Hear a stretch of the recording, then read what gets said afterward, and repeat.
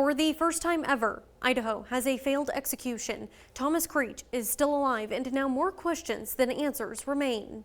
At 10 a.m., Thomas Creech was wheeled into the execution chamber for what he thought was going to be his final moments. He was already on a gurney. They brought him in, they moved him via a backboard to the execution table and then began strapping him down. His day starting with preparations for when that clock struck 10. Earlier this morning, our medical team did a physical assessment of Mr. Creech.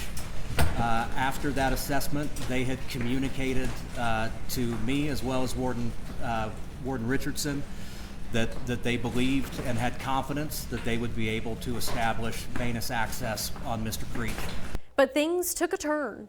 The team attempted 8 times through multiple limbs and appendages to establish IV access consistent with IDOC's policy.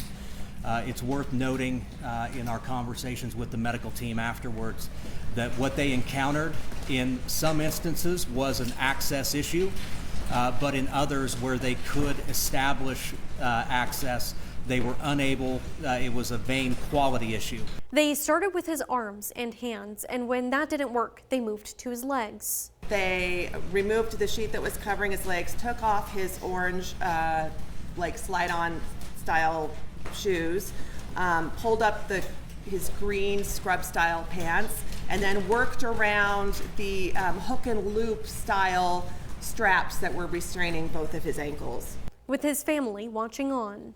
Throughout this process, Mr. Creech was looking at the people in his witness room. He was sometimes, his arms were strapped, but he was sometimes waving like this or waggling, like wagging his fingers at them. He was sometimes mouthing things to them.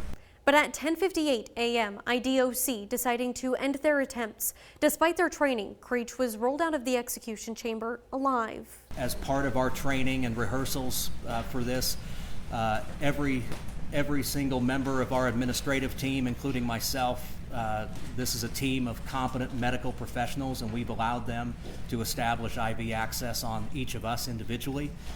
We train for a number of different scenarios and potential outcomes, and my confidence in this team just could not be higher. Creech is now back in his cell in F Block, and the current death warrant expires at midnight on Wednesday.